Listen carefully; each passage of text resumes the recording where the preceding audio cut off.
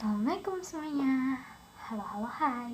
Kembali lagi di Lensus Nafa, Lensa Kasus Nafa. Oke, jadi hari ini episode-nya apa sih?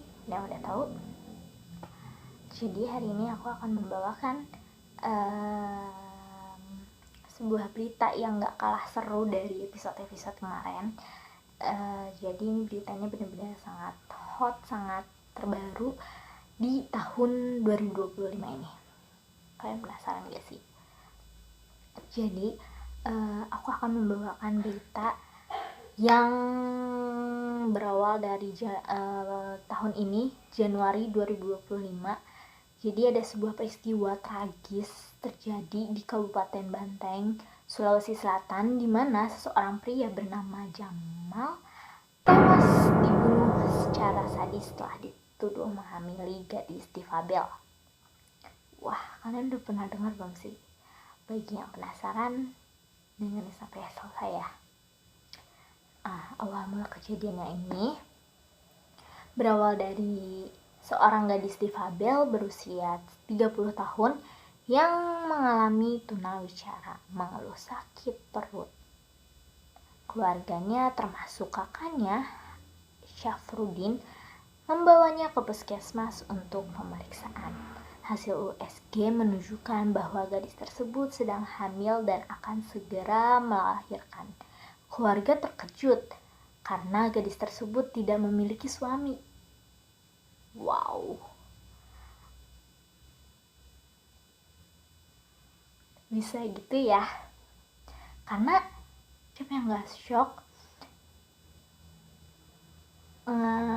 lihat orang perempuan yang emang gak punya suami tapi dia hamil gitu. Nah, kecurigaan terhadap Jamal ini pun muncul. Keluarga melaporkan kejadian ini ke polisi untuk mengidentifikasi pelaku yang menghamili gadis tersebut.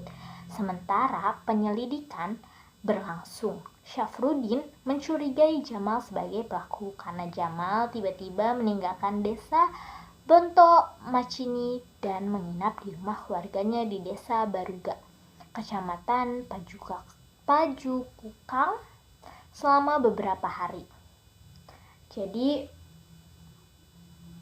keluarganya bisa curiga ini karena si Jamal ini ninggalin desa yang ditinggalin sebelumnya. Nah, dia nginep ke rumah keluarganya seperti itu. Jadi ayahnya si perempuan ini pun curiga. Akhirnya konfrontasi dan pembunuhan.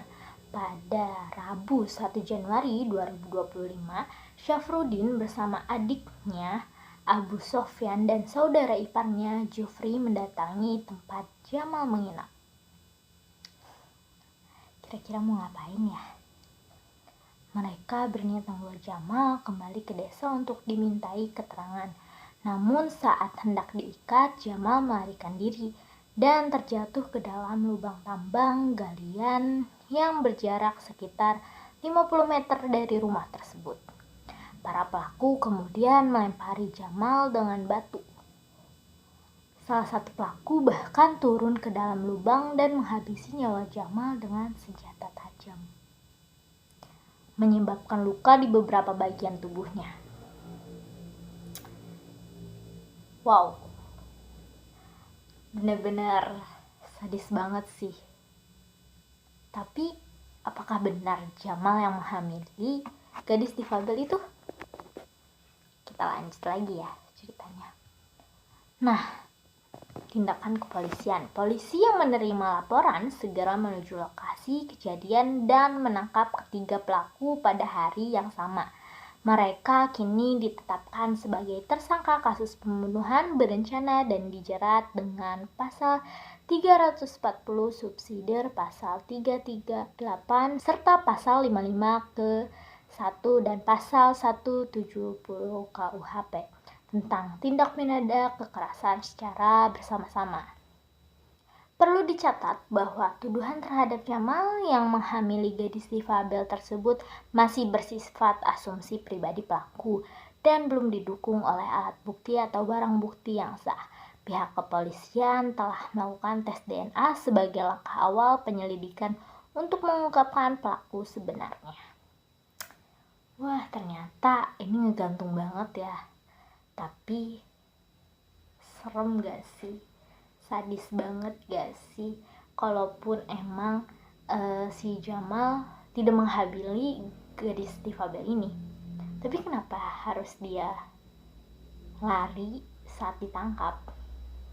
Sedangkan niatnya para pelaku kan mau bawa dia ke polisi. Cuma gara-gara dia kabur, akhirnya si Jamal dibunuh.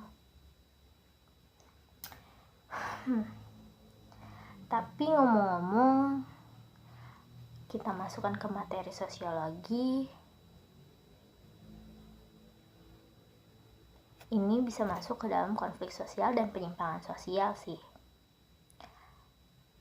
Lebih spesifiknya, penyimpangan sosial adalah tindakan main hakim sendiri yang dilakukan oleh pelaku.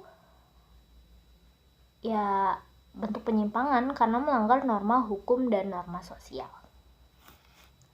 Nah, konflik sosial terjadi konflik antara dua pihak, yaitu keluarga korban, gadis difabel, dan pihak Jamal yang dianggap bersalah tanpa proses hukum yang jelas.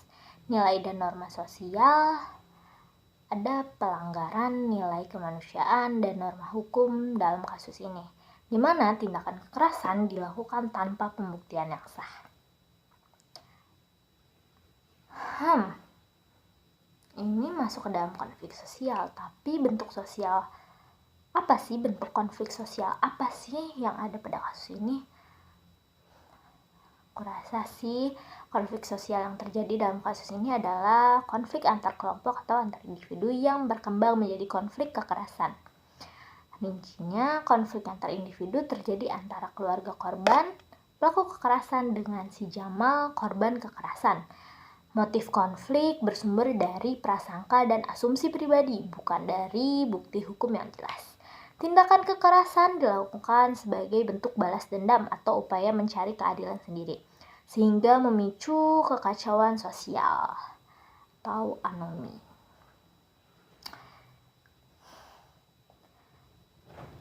Bahaya ya. Nah, upaya penyelesaiannya itu apa? Ada beberapa upaya penyelesaian dalam kasus ini. Jadi upaya yang pertama yaitu upaya preventif atau pencegahan. Upaya ini bersumber dari pendidikan hukum di masyarakat, memberikan pemahaman bahwa semua dugaan tindak pidana harus diselesaikan lewat proses hukum resmi, bukan kekerasan.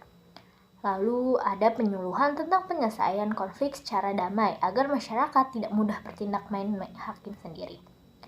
Penguatan lembaga sosial seperti tokoh adat, tokoh agama, atau lembaga mediasi yang bisa menengahi sebelum terjadi tindakan kekerasan. Lalu ada upaya represif, penegakan hukum, penindakan tegas oleh aparat penegak hukum. Polisi menangkap dan memproses pelaku pembunuhan sesuai hukum yang berlaku. Lalu ada pengadilan dan hukuman sesuai KUHP, di mana para pelaku dijerat dengan pasal pembunuhan berencana menunjukkan bahwa hukum ditegakkan. Lalu ada upaya kuratif atau pemulihan. Nah, upaya ini rekonsiliasi sosial antara keluarga korban Jamal dan keluarga gadis difabel agar tidak ada dendam berkepanjangan.